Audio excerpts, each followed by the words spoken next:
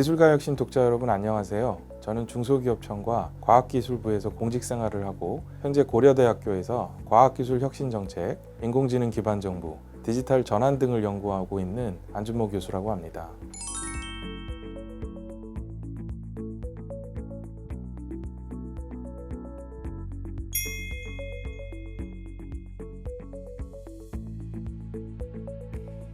최근 전 세계적으로 산업기술 정책 경쟁이 치열해지면서 R&D, 즉 연구개발 투자의 중요성이 더욱 커지고 있습니다.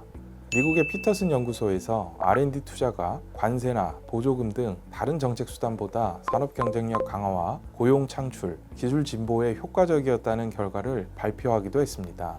핵심 기술의 확보가 국가의 운명을 결정하는 이른바 기정학 시대를 맞아 R&D 투자가 더욱 중요해지고 있다고 말씀드릴 수 있습니다. 이러한 상황을 아주 극명하게 보여주는 사례가 바로 최근 중국의 엄청난 R&D 투자라고 할 수 있습니다. 예를 들어 미국의 견제를 가장 많이 받고 있는 하웨이는 최근 10년 동안 무려 213조 원에 달하는 돈을 R&D에 쏟아부었습니다. 2023년 한 해만 해도 무려 31조 원이 넘는 금액을 투자했는데 이는 하웨이 전체 매출의 23.4%에 해당되는 엄청난 규모입니다. 2024년 우리나라 전체 정부 R&D 예산이 24조 원임을 생각해보면 실로 엄청난 숫자라고 할 수 있습니다. 이런 공격적인 R&D 투자 덕분인지 중국은 미국의 기술 통제로 어려움을 겪던 소위 차보주 기술, 즉 중국의 숨통을 죄던 기술들을 자체 개발하는 데 성공하고 있습니다. 중국 과학원은 35개의 차보주 기술 중에서도 특히 반도체 분야의 광각기와 포토레지스트 기술을 중요하게 언급했는데요. 미국과 네덜란드 ASML의 수출 규제에도 불구하고 중국은 엄청난 R&D 투자를 통해 2024년 9월 자체적인 7나노미터 포토리소그래피 기술 양산에 성공했다고 발표했습니다. 중국은 이처럼 미국의 견제에도 불구하고 공격적인 R&D 투자로 국가의 산업 경쟁력을 한 단계 끌어올리고 있습니다.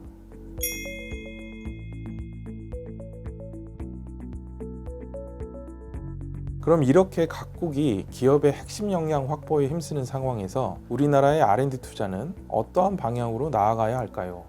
많은 분들이 기사를 통해 보셨겠지만 우리나라는 2024년 정부가 R&D 예산을 삭감하면서 여러 혼란을 겪었습니다. 물론 R&D 예산이 급격하게 증가하면서 누적된 비효율성을 제거하려는 시도였겠지만 그 방법이 다소 거칠었고 접근 방식이 세련되지 못했다는 아쉬움이 있습니다.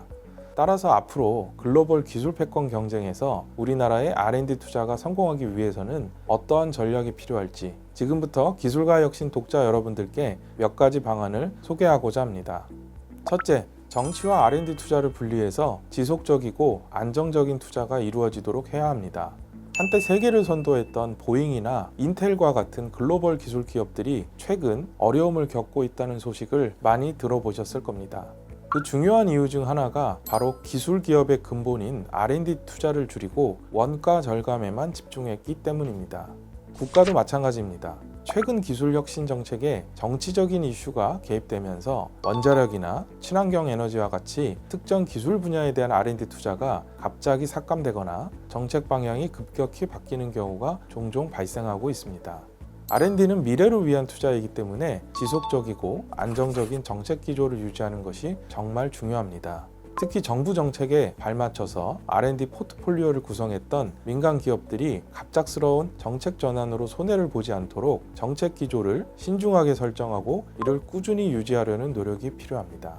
예를 들면 매년 정부 R&D 예산의 최소 증가율을 정해서 공표한다거나 여러 해에 걸쳐 진행되는 R&D 과제에 대한 정부 지원을 보장하는 등의 방안을 고려해 볼 수 있습니다. 둘째, 정부 주도 R&D 투자 방식을 민간 중심으로 혁신해야 합니다. 이른바 한국형 테마색 모델을 생각해 볼 수 있습니다. 정부의 R&D 투자는 여전히 과거의 전통적인 방식에 머무르는 경향이 있습니다.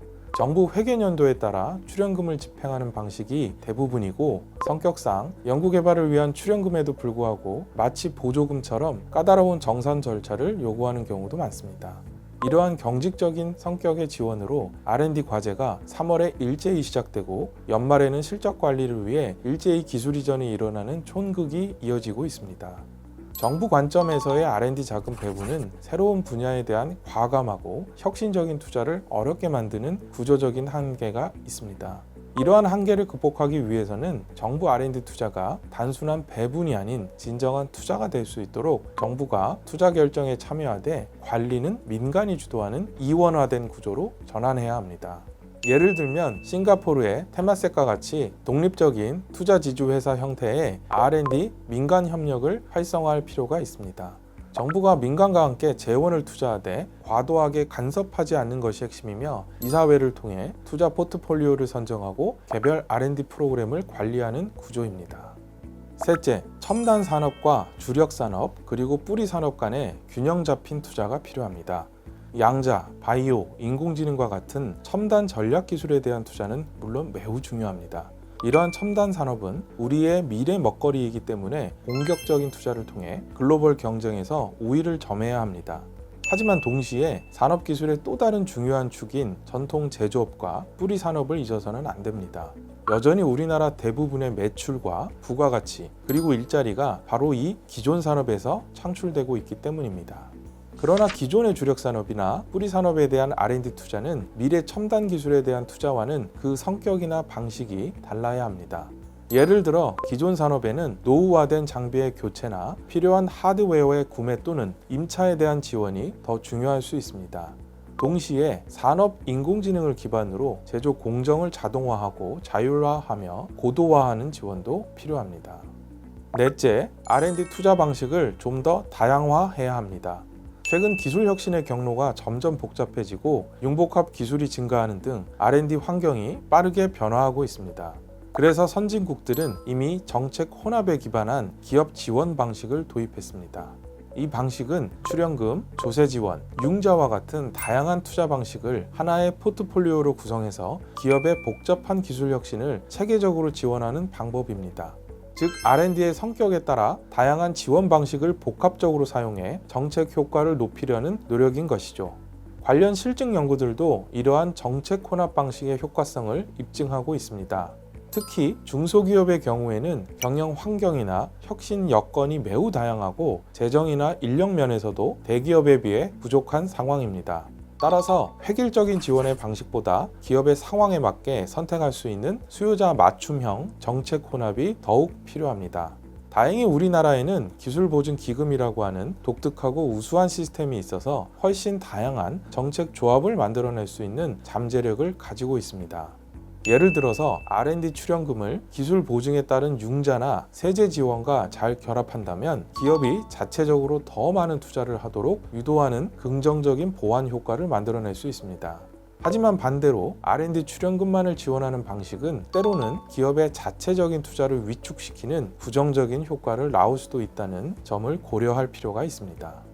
다섯째로 낡은 R&D 조세 지원 제도에 대한 혁신이 필요합니다. 우리나라는 사실 상당히 다양한 R&D 조세 지원 제도를 갖고 있습니다.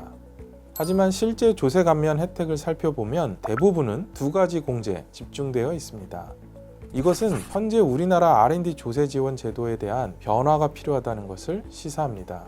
즉 우리는 산학연 협력을 촉진하고 융복합 신산업에도 적용할 수 있는 새로운 조세 지원 제도가 필요합니다. 예를 들어 기업이 산학연 공동 프로젝트를 수행한 박사급 인력을 학위 취득 후 일정 기간 내에 고용하면 기업이 그들에게 투자한 학비나 생활비 등을 R&D 연구개발비로 소급해 인정해주는 제도를 생각해 볼 수 있겠습니다. 더 나아가 소프트웨어 개발과 같은 부형적인 R&D도 폭넓게 인정될 수 있도록 유연한 분류 체계를 도입해야 합니다. 이를 통해 제조업에 비해 상대적으로 낮은 디지털 신산업 분야에 대한 조세 지원 확대를 생각해 볼 수 있습니다.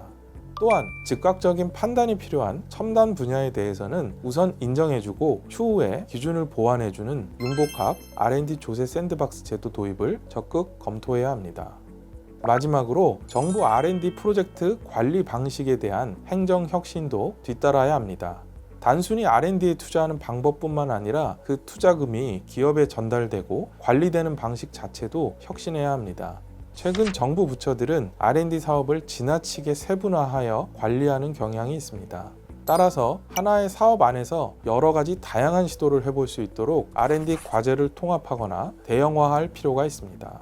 또한 강제적으로 산학연 컨소시엄을 구성하도록 요구하는 조건을 완화하고 기업의 매출액 규모가 아니고 보유한 기술력을 기반으로 평가하는 새로운 방식을 도입하는 등 R&D 예산 사업의 관리 방식 자체를 근본적으로 혁신할 필요가 있습니다. 산기업 의견조사에서 많은 기업들이 지적했듯이 과도한 제출 서류와 복잡한 행정 절차 역시도 큰 문제입니다. 이러한 행정 부담은 특히 규모가 작은 중소기업의 진입 장벽으로 작용될 수 있습니다. 때문에 브로커들이 개입해서 R&D 시장 전체를 왜곡하는 문제가 발생할 수도 있습니다. 그래서 구비서류 제로화나 맞춤형 혜택 알림이와 같은 데이터 기반의 행정 서비스가 R&D 투자 분야에도 반드시 적용돼야 합니다.